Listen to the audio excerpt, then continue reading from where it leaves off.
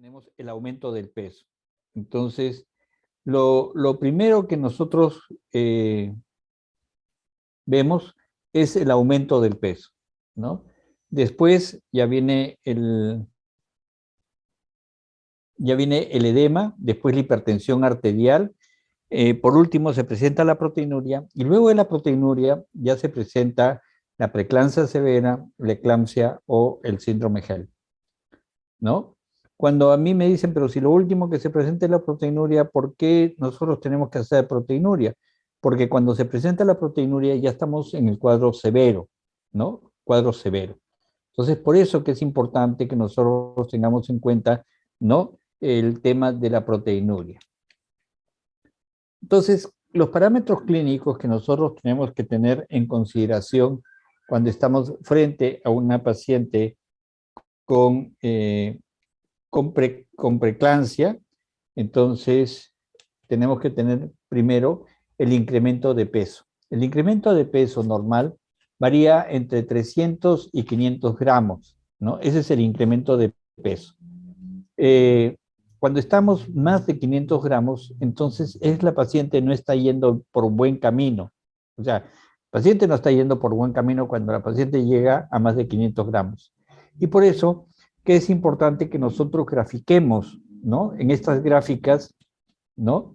Grafiquemos cómo va el aumento de peso para nosotros podernos darnos cuenta que cuando la paciente, o sea, si la gestante va en esta forma, o sea, en esta forma no hay problema, pero si la gestante cruza, o sea, si la gestante cruza estas líneas, ¿no? Entonces, estamos hablando de que está aumentando más de medio kilo por semana. Y eso es lo que no queremos con nuestra gestante, ¿no? Después se va a presentar el edema. Y el parámetro clínico edema es muy importante que ustedes lo tomen en cuenta.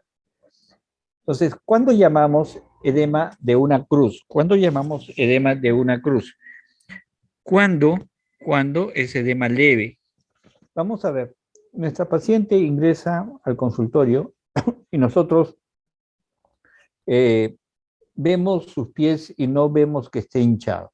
Vemos y no están hinchados. Muy bien, hacemos la anamnesis, hablamos con ella y la sentamos en el borde de la camilla para después recostarla para que ella poder examinarla, ¿no? Entonces, ya ella, o sea, ya ella habiendo tomado ya sentarse, entonces hacemos presión en el borde interno a la mitad de la pierna, borde interno a la mitad de la pierna. Hacemos presión, ¿no? Entonces, al hacer presión, nosotros no vemos fovea. O sea, al hacer presión, nosotros no llegamos a ver la fovea. Pero pasamos el dedo y encontramos una fovea. Esa fovea solamente es perceptible al tacto. O sea, no la puedo observar como en el caso que nosotros estamos viendo al frente. No, no la puedo observar. Solamente es perceptible al tacto. Entonces, eso le llamamos edema de una cruz o edema leve. Dos cruces. ¿Cuándo llamamos dos cruces? La paciente ingresa al consultorio y nosotros le decimos, evidente, sus pies están hinchados. La paciente va a decir, sí, ya no puedo usar mis zapatos, tengo que usar los zapatos o las sandalias o las zapatillas de mi esposo, porque ya no, los pies los tengo hinchados. Es un edema evidente de miembros inferiores, dos cruces.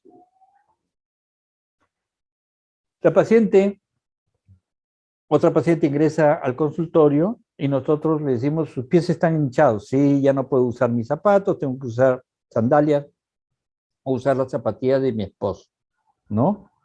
Entonces, edema evidente de miembros inferiores. Cuando le preguntamos nosotros cómo siente las manos en la mañana, o sea, ella siente que sus manos están agarrotadas, adormecidas, que no las puede cerrar, que muchas veces le duele, y es por el edema, ¿no?, que está comprimiendo el nervio mediano, y por eso que sus manos, no las puede cerrar.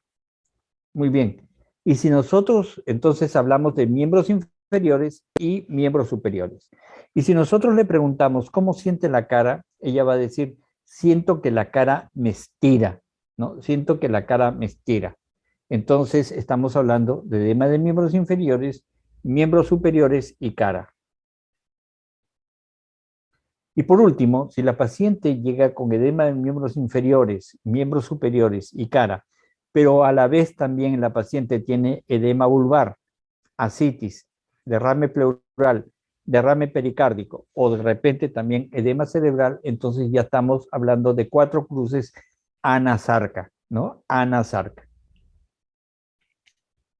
En los casos de hipertensión, o sea, acá vamos a hablar solamente de hipertensión arterial, no vamos a hablar de severidad de la hipertensión. Entonces, cuando nosotros hablamos de hipertensión, estamos hablando que la presión arterial es mayor o igual de 140/90. No estamos hablando de severidad, simplemente estamos hablando de hipertensión. Y cuando hablamos de hipertensión, estamos hablando de una presión arterial mayor o igual de 140/90 o una presión arterial media mayor o igual de 106. Puede ser que la presión arterial sea menos de 140/90. Puede ser que la presión sea menos de 140/90. Pero si existe un incremento de más de 30 en la cifra sistólica y más de 15 en la cifra diastólica de los valores basales, por ejemplo, la paciente, o la gestante, va a su primero, segundo, tercer control y cuarto control. En el primer control tiene 90/60. En el segundo control tiene 90/60. En el tercer control tiene 90/60. En el cuarto control tiene 120/80. ¿Cuánto subió la sistólica? 30. ¿Y cuánto subió la diastólica? 20. Entonces, estamos hablando de hipertensión. Si teniendo presiones menor de 140/90, tiene un incremento de la sistólica de más de 30 y la diastólica en más de 15 de los valores basales, entonces estamos hablando de hipertensión. Ahora, la presión arterial media puede ser menos de 106, pero hablamos de hipertensión cuando tiene un aumento de 20 sobre las cifras basales. Vamos a ver en el caso que hemos mencionado, 90/60, 90/60 y 90/60. ¿Cuál es la presión arterial media? 70. Y ahora estamos hablando de 120/80. ¿Cuál es la presión arterial media? 93. ¿Cuánto fue el aumento de la presión arterial media? 23. Entonces, ¿es hipertensión? Sí, es hipertensión. Cuando hablamos de proteinuria, en los establecimientos de salud, no sé si de salud también, pero los establecimientos de salud están teniendo o se han distribuido todo lo que son las tiras reactivas de orina. Recordar que las tiras reactivas de orina tiene 11 parámetros, entre los cuales tiene hemoglobina, sangre, leucocitos, nitritos, urobilinógeno, glucosa, etcétera, etcétera. Y entre esos tiene proteína. Es muy importante que lo tengan en cuenta. No solamente vamos a ver proteína, también tenemos que ver los otros parámetros que pueden estar alterados. Pero en este caso, lo que vamos a tener presente es este de 2 cruces, ¿no? Cuando hablamos de 2 cruces, estamos hablando de que existe proteinuria.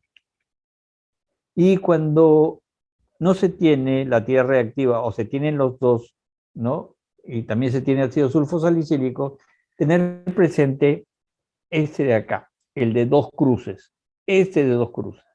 Entonces, vamos a tener presente 2 cruces cuando hablamos de tiras reactivas y 2 cruces, ¿no? Mediante el ácido sulfosalicílico. Como les dije en el módulo anterior, los reflejos osteotendinosos son muy importantes por dos motivos. Uno, para hacer el diagnóstico de severidad de la enfermedad hipertensiva, y el segundo, para el manejo con el sulfato de magnesio. Entonces, decimos que un reflejo osteotendinoso es cero, es porque está ausente. Una cruz es hiporreflexia. Dos cruces es normal. Tres cruces es hiperreflexia y cuatro cruces es clonus. El clonus es un reflejo inagotable. El clonus es un reflejo inagotable. Los reflejos normalmente desaparecen al tercer intento, pero con el clonus es un reflejo inagotable. Entonces, tienen que tener presente también los reflejos osteotendinosos. Diuresis. Acordarse que la diuresis es el flujo urinario por hora, no es por turno y tampoco es un balance hídrico. Si se coloca una sonda vesical es para medir el flujo urinario cada hora.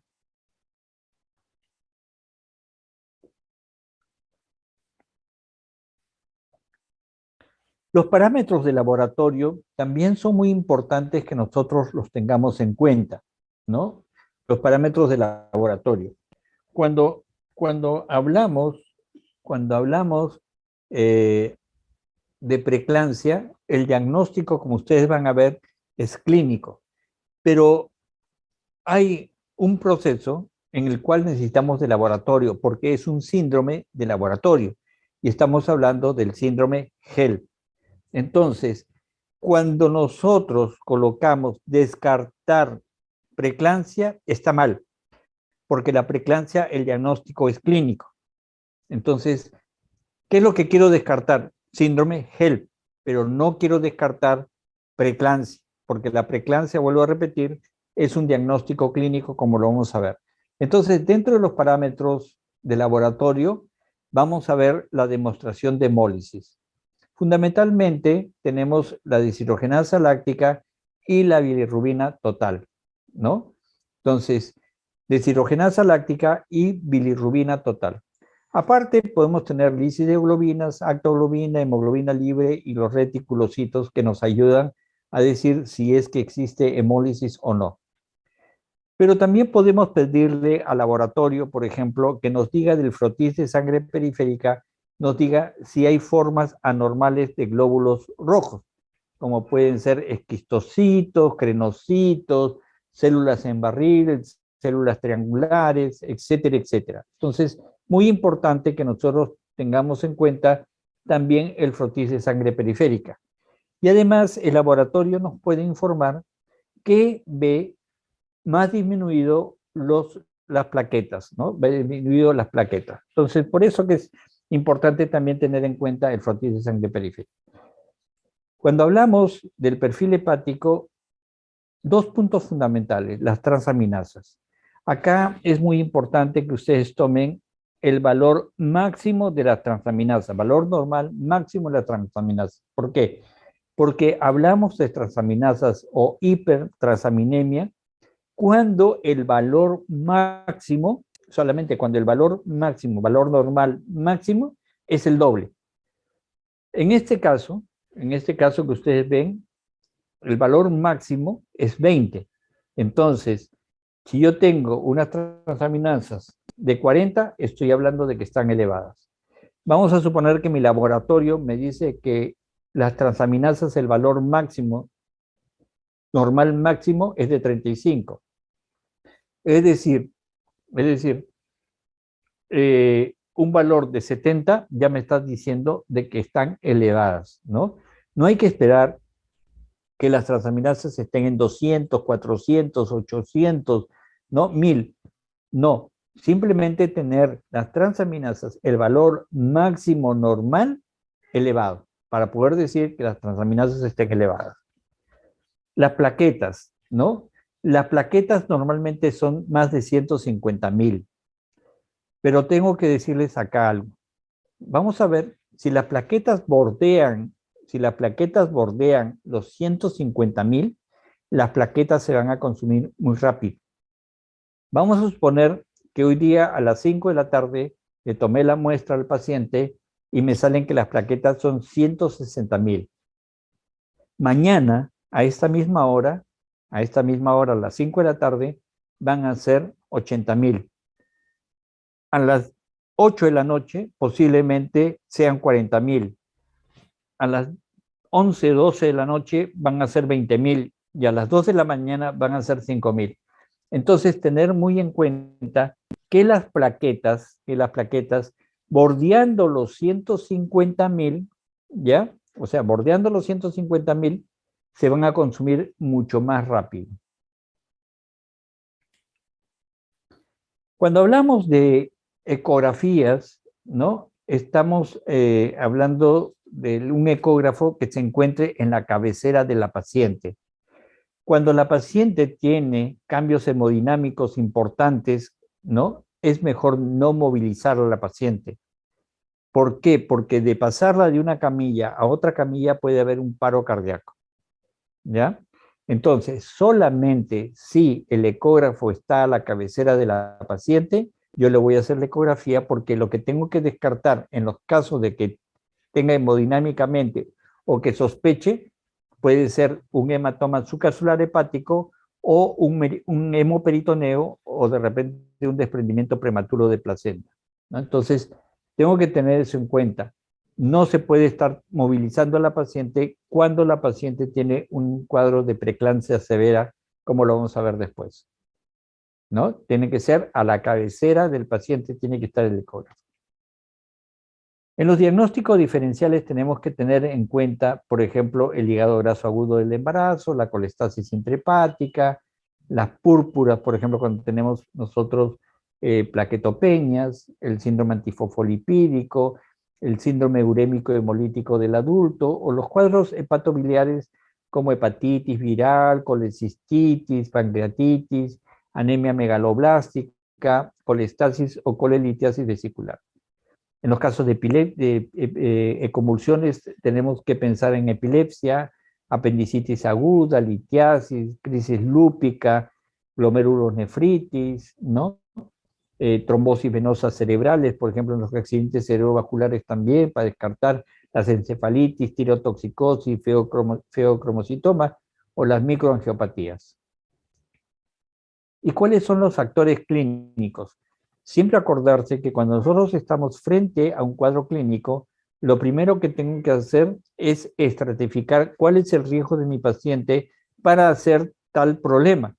Entonces, yo tengo que ver si los criterios o factores clínicos son de riesgo. Por ejemplo, en los individuales tengo que ver edad materna, menos de 20 años o más de 35 años. Por ejemplo, en la primiparidad o en las grandes multíparas, ¿no? Periodo intergenésico largo, mayor de 10 años, o un embarazo de una nueva pareja sexual, antecedentes de hipertensión gestacional en los embarazos anteriores, abortos u óbitos a repetición, resistencia a la insulina o el índice de masa corporal mayor de 30, ¿no? Presencia del gen de la angiotensina, el síndrome antifosfolipídico mismo también puede ser un factor de riesgo, igual que el lupus eritematoso sistémico. Y en los psicosociales podemos decir que la violencia intrafamiliar juega un rol muy importante en estos pacientes. Cuando hay estrés, depresión, abandono, o también el ingreso tardío o el ausentismo a la atención prenatal. Y en los asociados al embarazo, el incremento inadecuado de peso, que les decía, más de medio kilo por semana, ya es un factor de riesgo sumamente grave. Incremento inadecuado de la altura uterina, cuando nosotros tenemos una altura uterina por debajo del percentil. Embarazos molares, reproducción asistida, más aún cuando la reproducción asistida se acompaña de embarazo múltiple. Hipertensión arterial crónica, cuando es más de 4 años, cuando la paciente es una diabetes gestacional o tiene antecedentes de diabetes gestacional en embarazos anteriores, el polidramios, ¿no? Con anomalías cromosómicas o malformaciones fetales. Y en los ambientales, ¿no? Muy importante, los hábitos alimenticios. ¿no? Incremento del consumo de carbohidratos. En estas pacientes hay un alto consumo de carbohidratos, ¿no? Llámense harinas, dulces y almidones. Pero se acompaña de una pobre ingesta de alimentos que tienen calcio y ácidos grasos poliinsaturados. ¿Cuáles, por ejemplo? Las carnes, leche, huevo y las verduras verdes, ¿no? Que tienen ácidos grasos poliinsaturados que van a servir para el desarrollo del feto. Y por último, algunas adicciones o consumo de cigarro. Algo muy importante entonces es cómo hacer el diagnóstico de severidad de la hipertensión arterial. Tenemos que tener muy en cuenta cómo podemos hacer clínicamente el diagnóstico de la severidad de la hipertensión en el embarazo. Entonces, vamos a poner un caso. Mi paciente tiene una presión o llega a mi establecimiento de mi establecimiento de salud, llega con una presión mayor de 160/110 y o una presión arterial media mayor de 126, ¿verdad? Si llega así, es una preeclampsia severa. Si mi paciente llega con una presión mayor de 160/110 o una presión arterial media mayor de 126, es preeclampsia severa. Ahí no hay nada que hacer. Puede ser que la paciente ¿ya? Llegue con una presión menor de 160/110, ¿no? Por ejemplo, entre 140/90, ¿ya? Y 160/110. Vamos a suponer que llega así. O también puede ser que la paciente, ¿no? Que la paciente pueda llegar, o sea, puede estar llegando con una presión menor de 140/90, pero que la presión arterial sistólica sobre las cifras basales se haya incrementado en más de 30 y la cifra diastólica se haya incrementado en más de 15, ¿no? Puede ser, como los parámetros de hipertensión que les mencioné anteriormente. Muy bien, si la paciente tiene estos cambios de presión, ¿no? O sea, o tiene más de 140/90, pero menos de 160/110, y también o tiene un incremento de la presión sistólica en más de 30 y la diastólica en más de 15, entonces tenemos que ver si tiene dos de los siguientes criterios, dos o más de los siguientes criterios. O sea, con estas presiones, ¿no? Yo tengo que ver si mi paciente tiene dos o más de los criterios. Uno es cefalea intensa y persistente. Es una cefalea, que la paciente la refiere, es una cefalea diferente. Es una cefalea diferente, ¿no? Entonces, es una cefalea diferente. Y si nosotros le preguntamos, ¿pero usted sufre de migraña? Sí, sufro de migraña, pero este dolor de cabeza es diferente. He tomado los medicamentos que siempre tomo, ¿ya? Pero no me causan ningún alivio. 2, epigastralgia, o sea, lo que refieren las pacientes como dolor en la boca del estómago, ¿ya? Y o dolor en el cuadrante superior derecho, hipocondrio derecho. Acá tengo que hacer una advertencia. El dolor en hipocondrio derecho se va hacia atrás, se puede ir hacia atrás, hacia la zona lumbar, la parte de atrás. Se puede ir hacia la espalda, hacia el hombro y hacia el cuello.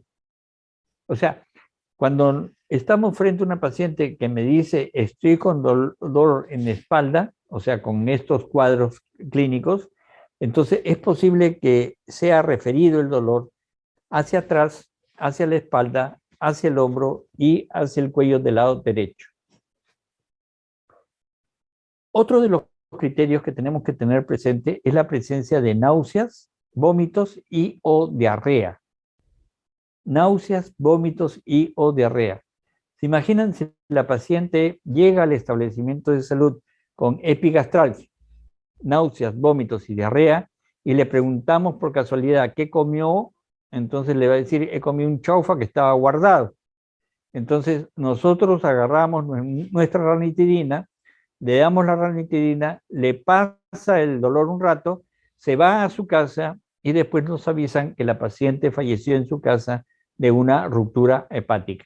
Entonces, por eso que tenemos que tener muy en cuenta estos cambios de la presión. Alteraciones visuales y auditivas, por ejemplo, escotomas, lucecitas, tinnitus, zumbidos, ¿no? Pero hay que preguntarle a la paciente. Hiperreflexia osteotendinosa. Entonces, cuando estamos hablando hiperreflexia osteotendinosa, estamos hablando de 3 cruces o 4 cruces, ¿verdad? Hiperreflexia o clonus. Edema generalizado, 3 cruces, edema de miembros inferiores, miembros superiores y cara, o de miembros inferiores, miembros superiores y cara, y además edema vulvar, ascitis, edema pulmonar, edema derrame pleural, el derrame pericárdico y edema cerebral. Proteinuria, mayor de 2 cruces. Eso lo hago mediante la tira reactiva o el ácido sulfosalicílico a la cabecera de la paciente. Oligoanuria, cuando la diuresis es menor de 30 mililitros. Y alteraciones del sensorio o cianosis. Entonces, con estos cambios de presión que ustedes ven en la parte superior, ya, más 2 o más de estos criterios, entonces estamos frente a una preeclampsia severa. Como ustedes ven, el diagnóstico de preeclampsia severa simplemente es clínico. No es un diagnóstico de laboratorio, es clínico, simplemente es clínico, pero tenemos la obligación de preguntarle al paciente. Muy bien. Si la paciente tiene preeclampsia severa, y tiene convulsiones tónico-clónicas, si la paciente con preeclampsia severa tiene convulsiones o hace convulsiones tónico-clónicas, estamos frente a una eclampsia. Bien, entonces, como ustedes ven, el diagnóstico de preeclampsia severa y eclampsia es solamente clínico. Ahora, si una paciente con preeclampsia severa,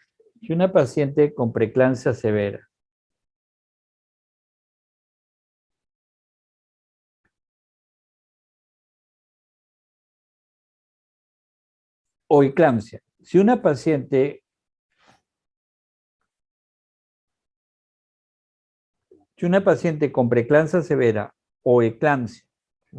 con preeclampsia severa o eclampsia, presenta petequias, equimosis, epístasis, gingivorragia, hematuria, coluria, ictericia, DPP, oligohidráneos o retardo del crecimiento intrauterino, si una paciente con preeclampsia severa o eclampsia presenta petequias, equimosis, epístasis, gingivorragia, hematuria, coluria, ictericia, DPP, oligohidráneos o RCIU,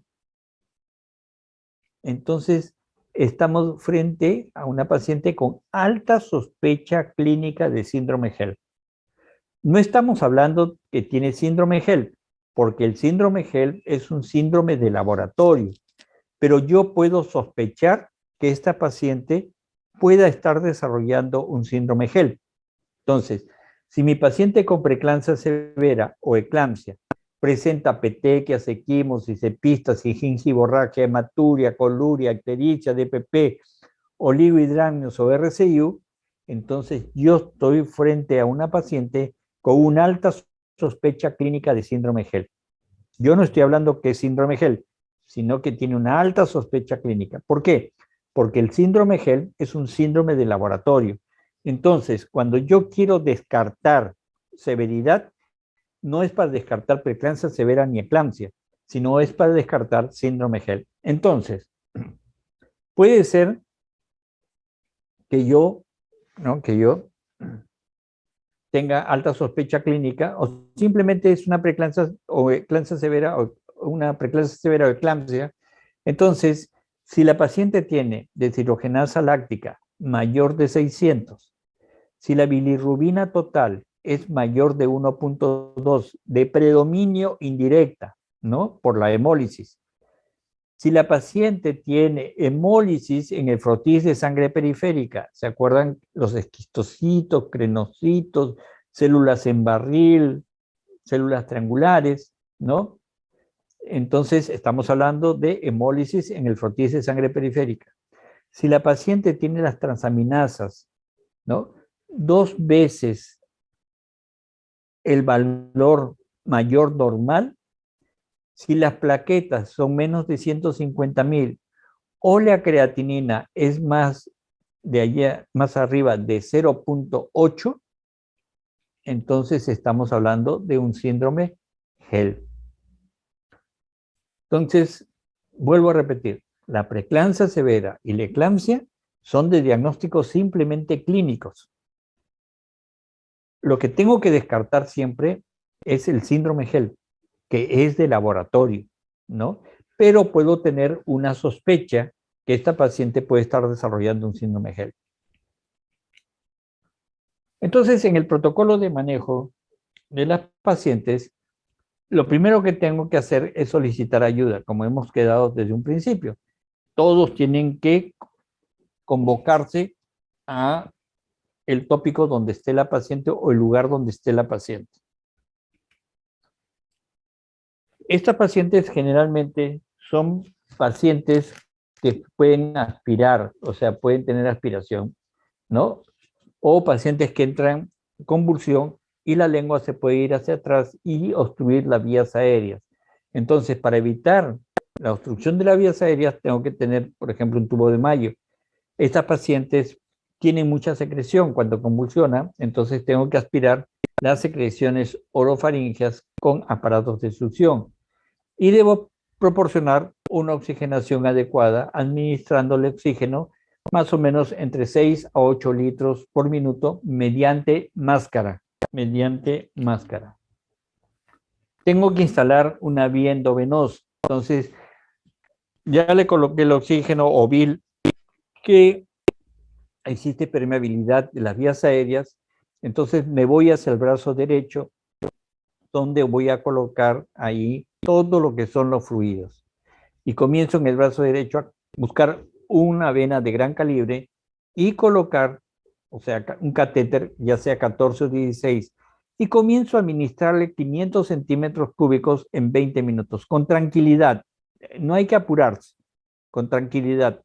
Entonces, le van colocando 500, mientras que están preparando el sulfato de magnesio, ¿no? Que se le va a colocar en el brazo izquierdo. Después que pasaron los 500 centímetros cúbicos de cloruro de sodio en 20 minutos, entonces ahora vamos a mantener el goteo en 30 gotas por minuto. El sulfato de magnesio que se va a colocar en el otro brazo, ¿no? Específicamente va a detener, va a prevenir y evitar la recurrencia de las convulsiones. Entonces, esto es importante. Vamos a ver después cómo es que se coloca el sulfato de magnesio. En el protocolo de manejo, ¿no? Hay que descartar otras causas de convulsiones. Hablamos de epilepsia, hablamos de accidente cerebrovascular, hablamos de encefalitis, infecciones, o hablamos de traumatismo encefalocraneano. Pero una de las causas de convulsiones también puede ser una hemorragia que tenga la paciente, ya sea por un DPP, por una ruptura de un hematoma subcapsular hepático, ¿no? O de repente una dehiscencia de sutura después de una cesárea. Entonces, tenemos que tener en cuenta que las convulsiones no solamente son a causa de la eclampsia, sino que puede ser también por otras causas. Hay que evitar y prevenir lesiones maternas que sean secundarias a convulsiones. Por ejemplo, protectores de lengua. ¿Cuál es el mejor protector de lengua? El tubo de Mayo, ¿no? Y las camillas tienen que tener barandas, pero acolchadas, para evitar que la paciente, ¿no?, en una convulsión introduzca la mano por la baranda y pueda convulsionar y romperse un hueso, como el húmero o también la tibia del peroné.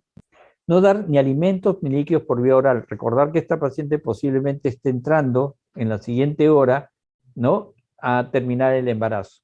Aflojar o retirar toda ropa que esté apretada, ¿no?, que opriman cuello, pecho, cintura, alhajas ajustadas. Esta paciente, por ejemplo, si tiene un anillo, se va a edematizar, entonces va a ser más difícil después retirarle el anillo. Retirar prótesis dentales, disminuir la estimulación sensorial.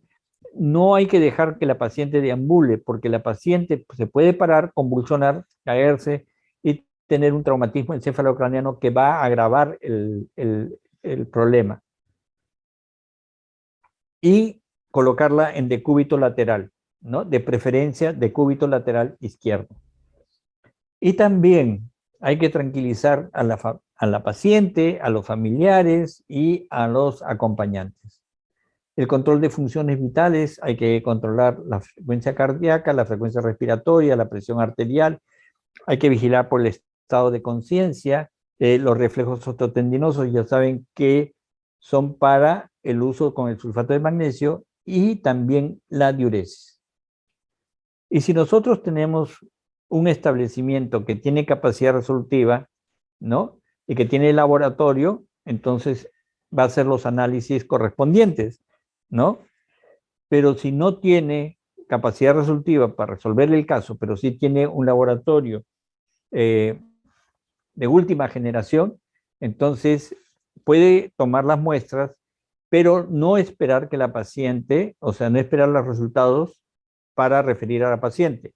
La paciente se tiene que referir sin los resultados. Ya los resultados se comunicarán luego al establecimiento de mayor capacidad resolutiva. Bien, ya identifico yo la severidad. Ya sé que es una preeclampsia severa, una eclampsia, ¿verdad? O sospecho de que tengo una alta sospecha clínica de síndrome de Hell. Entonces, ya identifiqué, digo, mi establecimiento puede asumir el caso o tengo que referir. ¿Por qué? Porque el establecimiento al cual yo debo referir o atender debe tener recursos técnicos y experiencia, ¿no? Experiencia. ¿Por qué? Porque no solamente va a haber complicaciones de la madre, sino también del neonato. Tanto la madre como el neonato pueden tener problemas. Entonces, yo tengo que plantear terminar la gestación de preferencia en la siguiente hora, ¿no? Ahora, si el estado materno y fetal es estable, ¿no?, las condiciones del cérvix son favorables, el parto va a estar previsto en menos de 6 horas, entonces de repente se puede inducir, ¿no? Pero tiene que estar estrechamente monitoreada, tanto la madre como el feto. Y si es que yo veo que no va a ser para 6 horas, ¿no? Y la condición obstétrica o la fetal, ¿no?, es de severidad, entonces la decisión es la cesárea. Pero tener en cuenta, tanto para la cesárea como para el parto vaginal, se debe evitar el incremento de la presión intraabdominal. O sea, si yo decido un parto vaginal, es porque la pelvis era suficiente, ¿no? ¿Por qué? Porque si yo hago Christeller o de repente una Pfannestiel, lo único que voy a lograr es incrementar la presión intraabdominal y esto me va a predisponer para que se rompa un hematoma subcapsular hepático.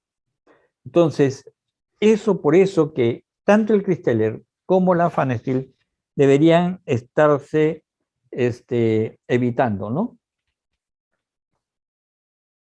Además, la incisión de Pfannestiel no es la más adecuada porque no permite la visualización de la región hepática, ¿no? Entonces, ¿cuál es la mejor incisión en estas pacientes? Es la mediana. Bien, ahora vamos a ver el régimen terapéutico con sulfato de magnesio.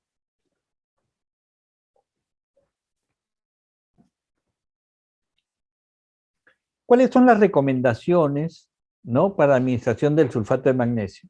Uno es informar a la paciente sobre posibles efectos secundarios. ¿Cuáles son los efectos secundarios? Náuseas, vómitos y sensación de calor intenso. Estos efectos secundarios están directamente relacionados con la concentración. Cuanto más concentrado esté el sulfato de magnesio, mayores efectos secundarios voy a tener. La hiperreflexia o el incremento de la presión arterial no es una indicación para aumentar ni la dosis ni la velocidad de infusión, ¿no?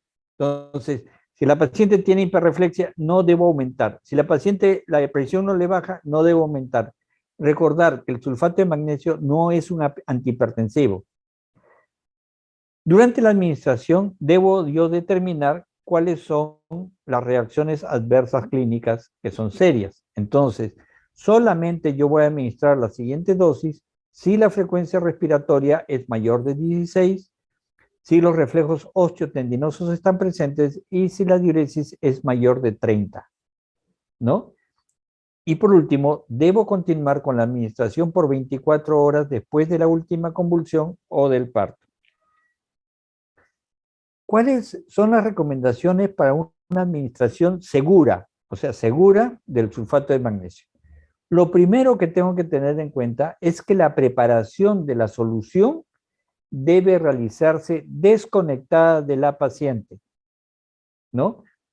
No la deben, o sea, no debe estar conectada. ¿Por qué?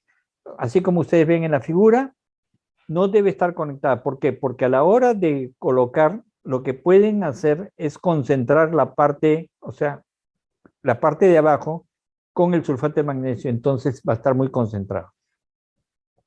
Luego de la preparación de la solución, hay que agitarlo vigorosamente, o sea, lo van a tener que chocolatear bien. Siempre rotular, ¿no? Tanto con el contenido o la concentración, como ustedes ven acá, ¿no? Acá ustedes pueden ver cómo está, ¿no? A qué hora le colocaron, cuánto le colocaron. La llave de paso, o sea, la llave reguladora del equipo de infusión endovenosa, deben colocarle lo más alejado del paciente, porque de repente la paciente se despierta y lo primero que va a hacer es abrirse la llave, ¿no? Y por último, mejorar el acceso a la información sobre las indicaciones, los riesgos, beneficios y el manejo de la toxicidad cuando tengan una paciente al frente. Entonces, ¿cómo vamos a preparar la solución de sulfato de magnesio? Diluir 5 ampollas de una solución de sulfato de magnesio al 20%, o sea, 10 gramos, en 1 litro de cloruro de sodio. ¿Ven? O sea, 5 ampollas corresponden a 10 gramos en 1 litro de cloruro de sodio. Esta concentración va a ser 1 gramo cada 100 mililitros de la solución preparada. Esta solución que va a resultar, hay que infundirla por vía endovenosa continua, ¿no? Puede ser por un microgotero o una bomba de infusión. Si no tienen microgotero ni bomba de infusión, puede ser con un gotero normal. No hay problema, puede ser con un gotero normal. ¿Y cómo es el régimen? Canalizado una vena de gran calibre, brazo izquierdo, ¿verdad? Entonces, con un catéter 14 o 16. Recordar que estas pacientes posiblemente entren a sala de operaciones y si es que tienen una complicación, van a necesitar volver a entrar a sala de operaciones, pero tienen que entrar con un buen catéter. Y administrar una dosis de carga de 400 centímetros cúbicos. O sea, brazo izquierdo, 400 centímetros cúbicos, ¿no?, de la solución. ¿En cuánto tiempo? 15 minutos. Si al cabo de 15 minutos las convulsiones todavía persisten, podemos administrar una dosis adicional de 200 mililitros, o sea, 2 gramos. ¿En cuánto tiempo? En 5 minutos. Vamos a suponer, a las 00 horas llega la paciente. A las 0010 horas, 0010 horas, ya tengo el diagnóstico de preeclampsia severa, ¿no? Entonces, yo comienzo a pasarle 400 centímetros cúbicos en 15 minutos. Entonces, ya en esos 15 minutos serían las 00 horas, ¿no? Con 25 minutos.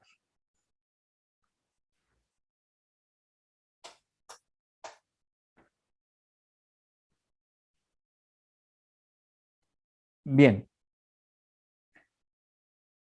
Ahora, si las convulsiones persisten, entonces vamos a suponer que las convulsiones comienzan a convulsionar, entonces le tengo que pasar 200 más de 5 mililitros, ¿no? Entonces lo que me quedaría en ese frasco serían 400 mililitros.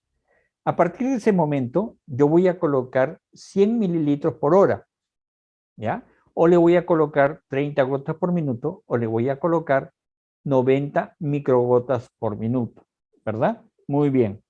Entonces, yo le voy a colocar los primeros, o sea, los primeros 400 en 15 minutos, luego los 200 en 5 minutos y convulsionó nuevamente, y después le voy a pasar 100 mililitros en una hora. O sea, a las 01, 01, 30, 01, 30 minutos, entonces voy a evaluarla. Solamente para que ustedes vean cómo es el fluxograma. De inicial le colocamos 4 gramos en 15 minutos, o sea, 400 centímetros cúbicos en 15 minutos. Si las convulsiones recurren, ¿no? Dentro de los 15 minutos le coloco 2 gramos más, o sea, 200 mililitros más, ¿no? ¿En cuánto tiempo? 5 minutos. Y a partir de ahí voy a darle la terapia de mantenimiento, que es de 1 gramo, 100 mililitros cada hora. Y continúo con la infusión por 24 horas después de la última convulsión o del parto. Para que ustedes vean acá la concentración del sulfato de magnesio, ¿no?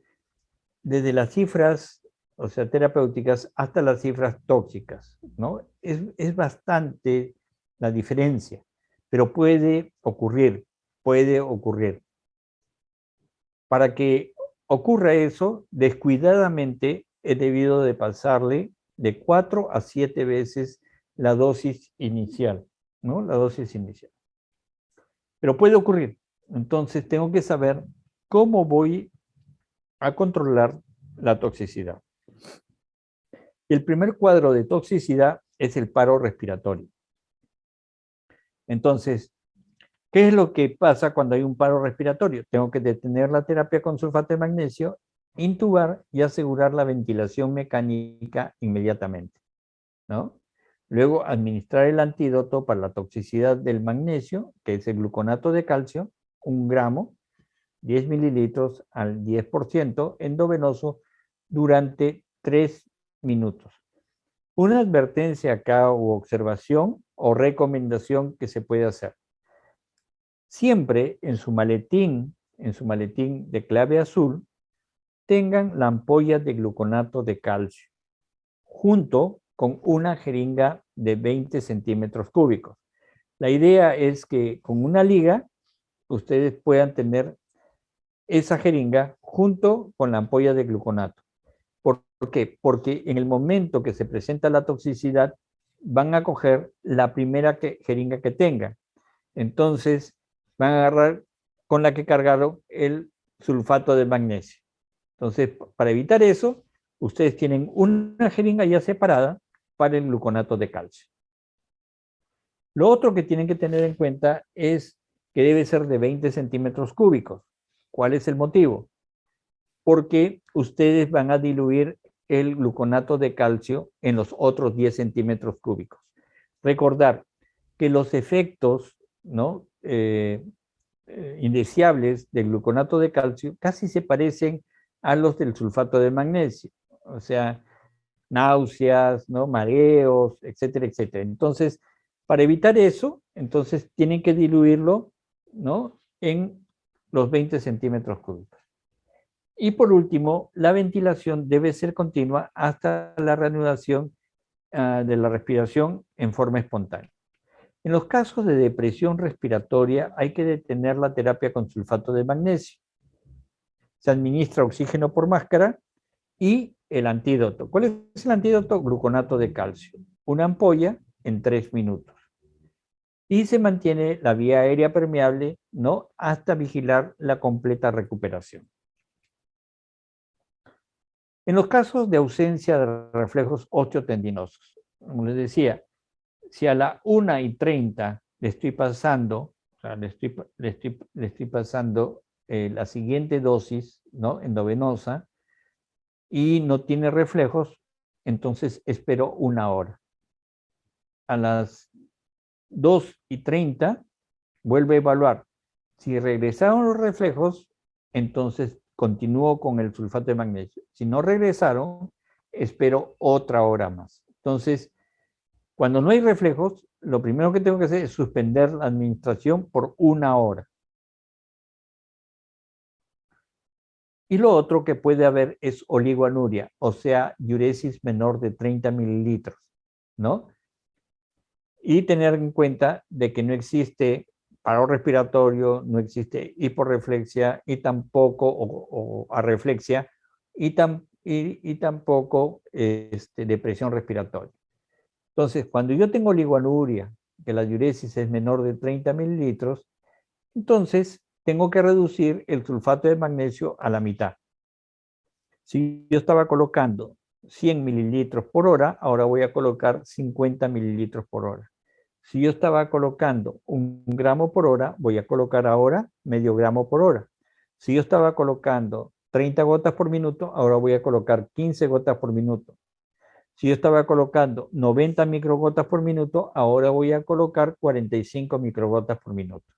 Entonces, voy a reducir a la mitad si es que hay una diuresis menor de 30. Sin embargo, tienen que tener en cuenta, cuando una paciente con preeclampsia severa o eclampsia presenta oligoanuria, lo primero que tengo que descartar es que esta paciente esté sangrando por un lado, ¿no? Y en los casos de nuestras gestantes tenemos el DPP, tenemos el hematoma subcapsular hepático, o de repente tenemos también la dehiscencia de sutura cuando ha sido una cesárea. Acá, así como otros cuadros que ustedes tengan, imprímanlo y colóquenlo debajo del vidrio de su escritorio para que lo tengan siempre presente. Recordar, las emergencias obstétricas no son tan frecuentes, son muy poco frecuentes. Ustedes no tienen todos los días preeclampsia, no todos los días tienen hemorragia, no todos los días tienen sepsis. Entonces, nos olvidamos. Por eso que hay que tener estos recordatorios debajo del vidrio de su escritorio. Y acá también tienen su paquete. Entonces, estas recomendaciones también no solamente la van a tener debajo del vidrio, sino también la pueden tener en el mismo maletín. Su fluxograma, o sea, cómo lo van a preparar, ¿no? Porque si bien es cierto, yo, o sea, como asistente en un establecimiento de salud, yo puedo saber cómo se prepara. Pero si yo dejo de ser asistente ahí, otra persona que no tenga la experiencia va a ir y no va a saber cómo usar el material que lo tiene a disposición. Si bien es cierto que el síndrome HELP, el HELP de los Beatles no se escribe así, sino solamente con una L, pero vale la pena decirles que el síndrome HELP es eso, es la necesidad de ayuda en nuestras gestantes, ¿no? ¿Por qué? Porque es la última parte, o sea, es la última parte y la parte más difícil de las pacientes, porque estas pacientes necesitan una ayuda y por eso que nosotros tenemos que darle la oportunidad en el manejo. Entonces, cuando hablamos de síndrome HELP, estamos hablando de hemólisis, elevación de enzimas hepáticas y disminución de las plaquetas o plaquetopenia. Y en el síndrome de Hell, ¿no? Tenemos algunas características fundamentales. Por ejemplo, la hipertensión solamente está en el 96%, ¿no? Hipertensión como la conocemos, ¿no? Presión arterial mayor de 140/90, porque muchas veces no lo considera. Cuando una presión arterial que debería tener una paciente, por ejemplo, de 160/110, y esta paciente tiene menos y todavía tiene una frecuencia cardíaca elevada, entonces puede estar pensando que esta paciente está sangrando, por eso que no tiene la presión elevada. En la proteinuria, 89%, cefaleas 82%, lipigastrálica 80%, náuseas y vómitos 75%, el edema 68%, alteraciones visuales y auditivas como tinnitus, zumbidos 60%, sangrado, ¿no? Estamos hablando de epístasis y gingivorragia 42%, diarrea, mire, en la tercera parte de los casos hay diarrea. Ictericia también, 27%, y lo que le manifestaba, el dolor en espalda, hombro y cuello del lado derecho, ¿no? 25%.